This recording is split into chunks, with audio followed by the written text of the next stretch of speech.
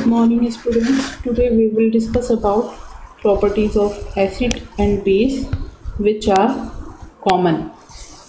हमने chemical properties पढ़ी है एसिड्स की अलग, बेस की अलग, लेकिन कुछ प्रॉपर्टीज़ ऐसी हैं जो एसिड और बेस दोनों की कॉमन है, मतलब वो सेम प्रॉपर्टी है एसिड की भी और बेस की भी। तो वही प्रॉपर्टीज़ अब हम डिस्कस करेंगे कि एसिड और बेस की कौन सी प्रॉपर्टीज़ है जो कि कॉमन है। Acid and base both can conduct electricity. कैसे इसको रिप्रेजेंट किया है, यहाँ पे एक एक्टिविटी हमें दिख रही है। एक्टिविटी में क्या है,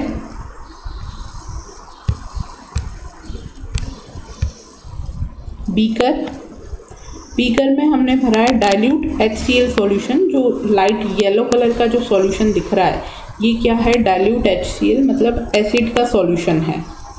साथ ही दो जो मेटल के नेल्स हैं, आयरन नेल्स हैं, उनको हमने किस पे फिट कर दिया है, रबर कॉर्क पे, और दोनों नेल्स की कनेक्टिविटी हमने किससे कर दी है, बैटरी से। तो होगा क्या, जब बैटरी के थ्रू इलेक्ट्रिसिटी फ्लो होगी तो इलेक्ट्रिसिटी किस में आएगी, आयरन के नेल्स में। मेटल है जो कि इलेक्ट्रिसिटी को सप्लाई करेगा, लेकिन दोनों नेल्स किस पे जुड़े हुए हैं, रबर कॉर्क पे, और रबर इलेक्ट्रिसिटी को फ्लो नहीं करता है। दोनों आयरन नेल्स के बीच में कनेक्शन क्या है, डाइल्यूट HCl। तो अगर ये एसिड का सॉल्यूशन इलेक्ट्रिसिटी को फ्लो करेगा तभी इलेक्ट्रिसिटी के फ्लो की वजह से क्या स्विच ऑन होगा, बल्ब। तो अगर बल्ब स्विच ऑन होता है, स्विच को ऑन करने पर अगर बल्ब जलेगा, इसका मतलब जो डाइल्यूट HCl सॉल्यूशन है उसने किसको फ्लो किया है, इलेक्ट्रिसिटी को फ्लो किया है। तो जब ये पूरा हम करके देखते हैं तो वहाँ पे जो बल्ब है वो जलता है। इसका मतलब है कि जो डाइल्यूट HCl सॉल्यूशन है वो इलेक्ट्रिसिटी को फ्लो कर रहा है। अगर डाइल्यूट HCl सॉल्यूशन की जगह हम कोई बेस का सॉल्यूशन ले लें, वो भी इलेक्ट्रिसिटी को फ्लो करता है और वहाँ भी बल्ब जलता है। इसका मतलब जो एसिड और बेस हैं दोनों ही इलेक्ट्रिसिटी को फ्लो करते हैं, या एसिड और बेस दोनों का ही सॉल्यूशन जो है वो क्या होता है, इलेक्ट्रिसिटी को कंडक्ट करता है। एसिड बेस दोनों का सॉल्यूशन इलेक्ट्रिसिटी का कंडक्टर है। तो ये एक कॉमन प्रॉपर्टी है एसिड और बेस दोनों की। Acid and base both can conduct electricity.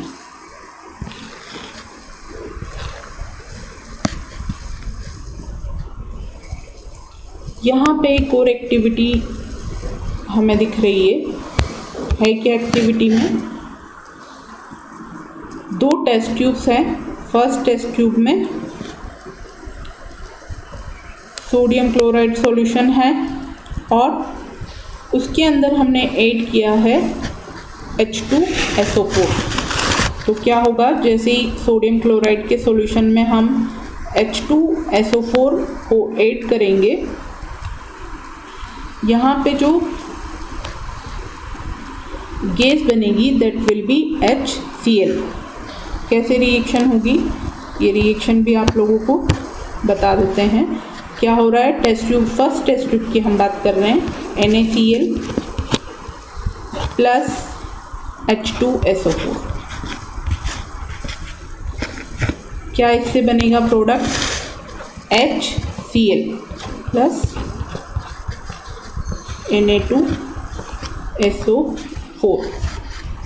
ये जो HCl है, HCl गैस फॉर्म में होगा, और यहाँ पे दूसरी टेस्ट ट्यूब में अगर हम देखें तो क्या हो रहा है, कॉर्क लगा दिया है टेस्ट ट्यूब में NaCl H2SO4 मिक्स करने के बाद, और जो डिलीवरी ट्यूब बाहर निकल रही है उसमें से कौन सी गैस बाहर निकलेगी, HCl गैस। उसमें जो HCl गैस बाहर निकलेगी उसको हम किसके ऊपर पास आउट कर रहे हैं, लिटमस पेपर के ऊपर। अब इंडिकेटर्स हम लोग पढ़ चुके हैं, हमें पता है कि जो एसिड होते हैं वो ब्लू लिटमस पेपर या ब्लू लिटमस सॉल्यूशन को किस में कन्वर्ट करते हैं, रेड में। तो यहाँ पे हमें दो ऑब्जर्वेशन मिलेंगे। अगर जो ब्लू लिटमस पेपर हमने लिया है वो मॉइस्ट है, गीला है, उसको मॉइस्चर हमने दिया है, उसको वाटर में डीप किया है, तब तो ब्लू कलर किस में कन्वर्ट हो रहा है, रेड में। लेकिन अगर उस लिटमस पेपर को, ब्लू लिटमस पेपर को हमने बिल्कुल भी मॉइस्चर नहीं दिया है, उसको वाटर में गीला नहीं किया है, तो उसका ब्लू कलर जो है रेड कलर में चेंज नहीं होगा।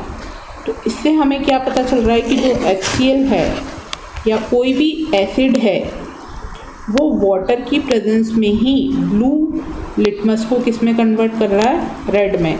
विदाउट वाटर, वाटर की एब्सेंस में जो एसिड है वो ब्लू लिटमस को रेड में कन्वर्ट नहीं करता है। अब इसका क्या कारण है, रीज़न अगर हम देखें तो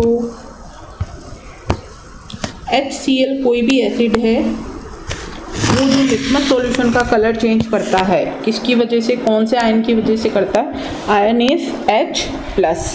और जो बेस होते हैं जैसे NaOH है, वो जो भी इंडिकेटर का कलर चेंज होगा वो कौन से आयन की वजह से होता है, OH-। तो होता क्या है, वाटर की एब्सेंस में जो HCl है वो अपने आयंस H+ और Cl- में डिवाइड नहीं हो पाएगा। HCl कौन कौन से आयंस देगा, H+, Cl-। लेकिन ये जो आयंस में डिवाइडेशन का प्रोसेस है कब पॉसिबल है, जब वहाँ पे क्या प्रेजेंस है, वाटर। अगर वाटर नहीं है तो आयंस का सेपरेशन पॉसिबल नहीं होगा, और यही कारण है कि वाटर की एब्सेंस में जो लिटमस है उसका कलर चेंज नहीं होगा। तो ये कॉमन प्रॉपर्टी हमने देखी दोनों एसिड और बेस की, कि कोई भी इंडिकेटर का कलर चेंज अगर होना है तो वो किसकी प्रेजेंस में होगा, वाटर की प्रेजेंस में, या इसे हम कह सकते हैं एक्वस सॉल्यूशन, क्योंकि वाटर की प्रेजेंस में ही एसिड या बेस अपने आयंस में डिवाइड होके एसिड क्या बनाते हैं, H+ और बेस बनाते हैं OH-।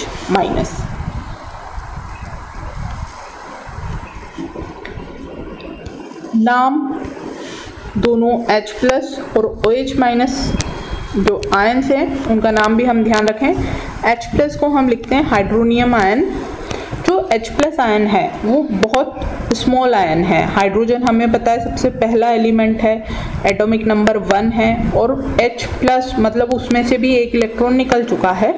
तो H+ का साइज़ बहुत छोटा होता है, इसलिए जो हाइड्रोनियम आयन है वो अकेले उसका एग्जिस्टेंस पॉसिबल नहीं है। तो क्या होता है, वाटर की प्रेजेंस में जो H2O मॉलिक्यूल है उसके साथ कंबाइन होके H+ किस फॉर्म में मिलेगा हमें, हमेशा H3O+ में, क्योंकि H+ की साइज़ बहुत ज़्यादा स्मॉल होने की वजह से वो अकेला उसका एग्जिस्टेंस पॉसिबल नहीं है, वो स्टेबल नहीं है। इसलिए H2O के साथ एसोसिएट होके वो क्या बनाता है, H3O+। तो H3O+ और H+ दोनों ही एक ही बात है। H+ हमेशा किस फॉर्म में मिलेगा, H3O+ की फॉर्म में, जिसको हम नाम देते हैं हाइड्रोनियम आयन। बेस के केस में ऐसा कुछ नहीं है। OH- जो आयन होता है उसका साइज बड़ा साइज है और OH- अकेले भी एग्जिस्ट कर सकता है। लेकिन बेसिस जो वाटर में सॉल्यूबल होते हैं उन्हें हम किस नाम से जानते हैं, एल्कली, ALKALI। एल्कली का मतलब है वो सारे बेसिस जो वाटर में सॉल्यूबल होते हैं उन्हें हम जानते हैं एल्कली के